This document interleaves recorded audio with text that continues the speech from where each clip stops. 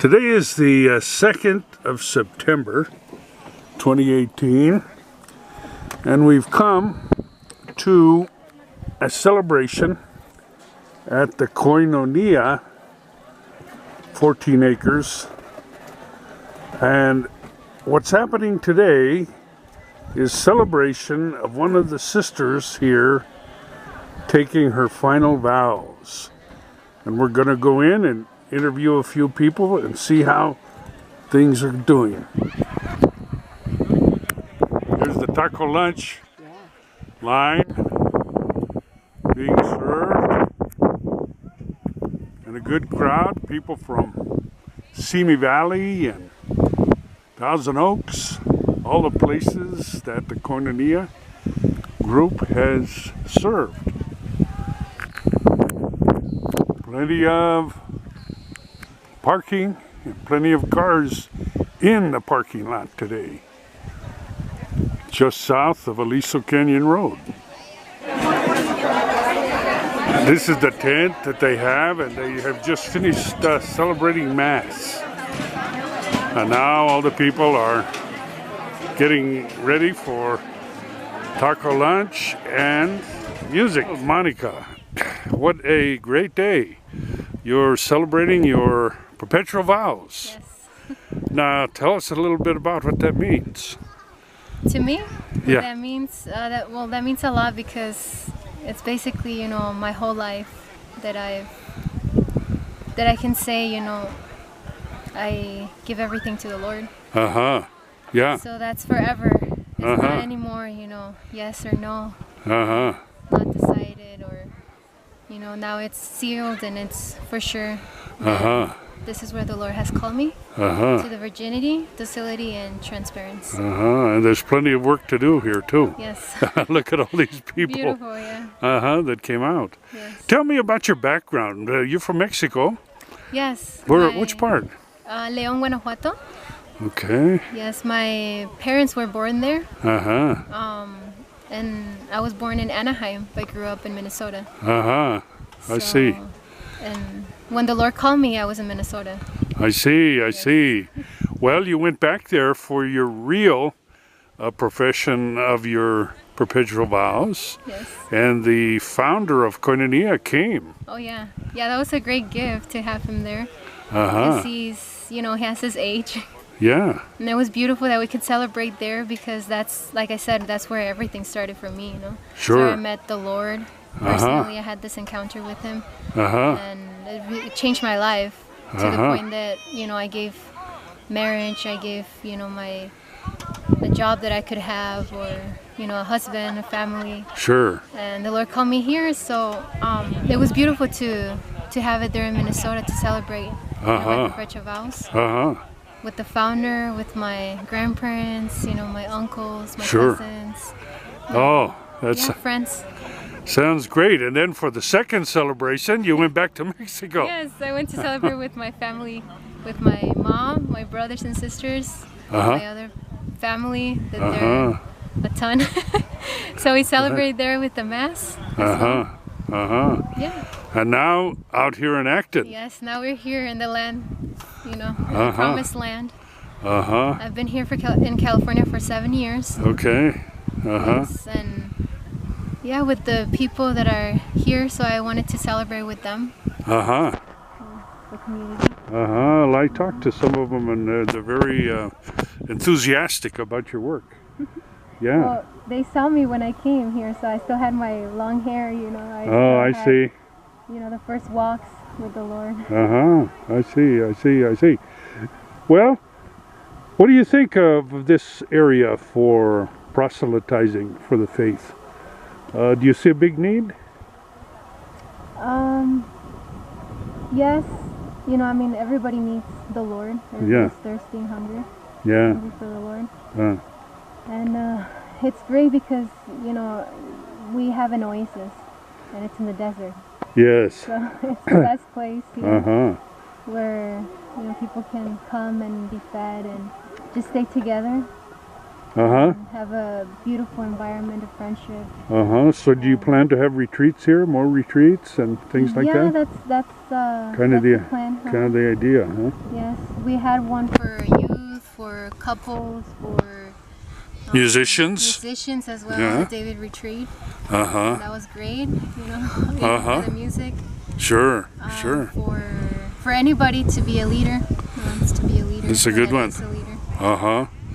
Well, we all admire your faith and your commitment, and we wish you the very best fortune. And if we can help, please call us. We will help.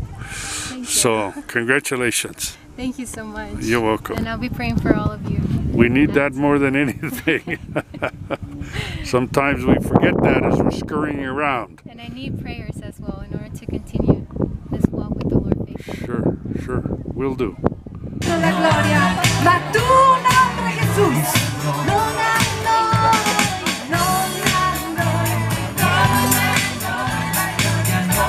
But you need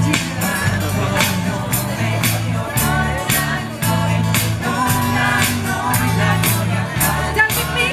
Non a noi, not to us. And non a noi. Non a noi. But you need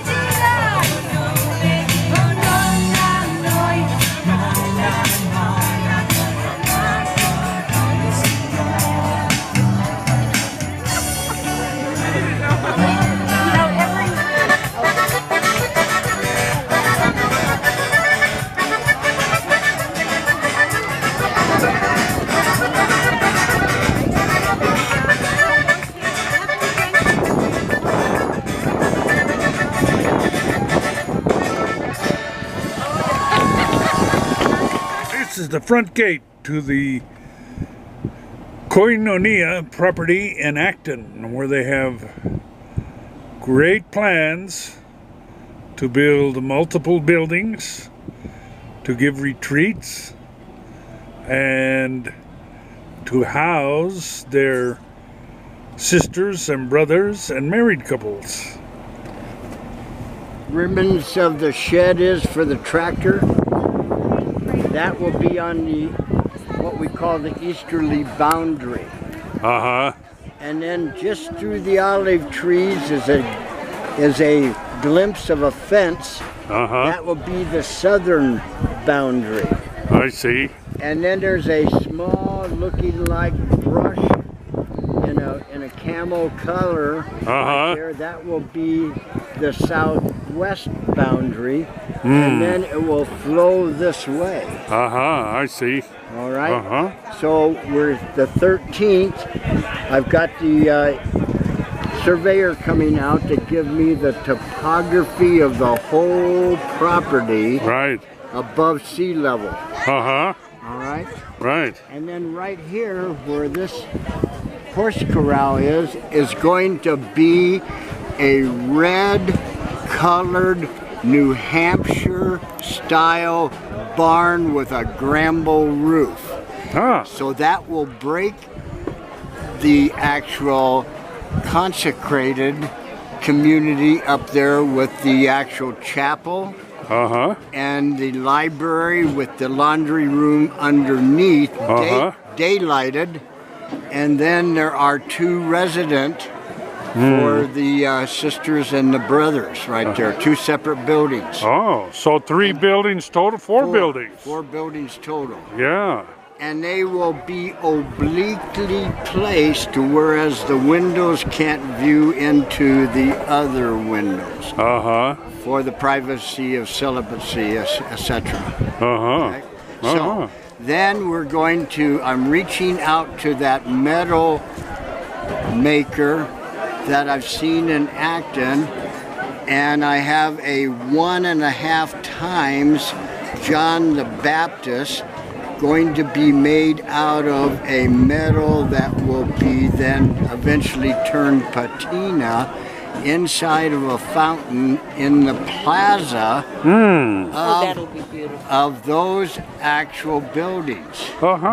Then this is the cart path only to go up there And then the back side of the property goes up there will be all the food trucks, etc., right there. Service area. Yeah, service area. But we'll have a full laundry underneath. Oh. Then as we come down south to this location where we're standing is what we call a community house. I see. And then to the northeast right there will be some bungalows of housing for at least 10 couples for the couple retreats of Koinonia. Right. And then the assisted living will eventually go to the north of the property. And there's a possibility that we may purchase the property behind me and keep that as a separate facility right there. I see. Due to possible restrictions on the actual corporations. So, because of this property being incorporated for Koinonia, and if we stepped into another entity right there, then we may have to actually put it across the street. But there is a great response for assisted living. Sure. Oh, yeah. No, that's Stemming needed. off of our request from the author of a known paper. Yeah. Well, it's needed out here. Yes. Now, water, John, are the wells good here? We have an excellent well. We're going to keep that for the fire suppression. Okay. For the half to the north. And then we're going to go ahead and drill a well. Oh, another well. Yes, because of the number of actual fixtures and etc. that will create the dam, and it's an uphill gravity pull in order to pump. So with that in mind right there, that's where the solar system is going to go, is right to your actual immediate right. Where the string line is out there that actually defines the drop off to the ravine. I see. Sure. So we're going to be solar. Good. And it will be out of eyesight. Yeah. Over the edge there. Over the edge. Yeah. And it will be within its own electrification right there to follow the sun. Yeah. Okay. So that way we get the maximum power. Yeah. And then send it to the actual battery house, and then each one of the buildings will have its separate exterior panel, and then we will have 2 interior panels depending upon first floor, second floor, to minimize the use of copper. So sounds like you have it pretty well organized in your head, at least. It's a very good. The architect is working hand in hand with Father and myself. Yeah. And we're going to push very diligently for the actual dedication next year. Oh, 1919. Yes. And we're trying to orchestrate it time-wise, as long as we can get through the rigors of the county. Oh, that's a piece of cake. Yes. With our editor and Bruce right there with his contacts, the architect, and a little influence from our higher power. Yeah. Right there. So hopefully a lot. We'll be able to meet that commitment right there on what we call the critical path. Well, Archbishop Gomez ought to come out for dedication of that. Absolutely. Or for right the there. ground baking. I think with the with our pastor of Koinonia right there, which is Arthur Valinsky right there, then we can go ahead, and he's touched the inner circles right there. They understand his mission. Yeah. And he has the blessing of our St. Mary's pastor, Father Vaughn. And it's assisted Father Vaughn tremendously with Lake Los Angeles becoming now missionaryized. Uh-huh. And Acton becoming missionaryized. Uh-huh. The actual community of priests is very small, Yeah. but they're not running around, and they're be able to then do their pastoral duties more diligently. Which the people need so desperately. Yes. Mm-hmm. Yes. Good. Well, I'm glad to see the great crowd that came out today. Yeah, isn't it wonderful? Yeah. Yeah. It's fantastic. Yeah, these are leftover from the other places Koinonia has served, I guess, over the hill. Yes, south, Uh-huh. south Los Angeles, Yeah, the Rosemead area, yeah, the Simi Valley area, yeah, the Thousand Oaks, sure. and Morgan Hill up in the Central Valley. And all the people got the word and And out. Texas is also part of this community, as well as Mexico. man, okay. So with that in mind right there, we have a lot of generation right there of a vandalism off of our actual Catholic faith. Sure, sure. Well, much needed, that's for sure. Yes.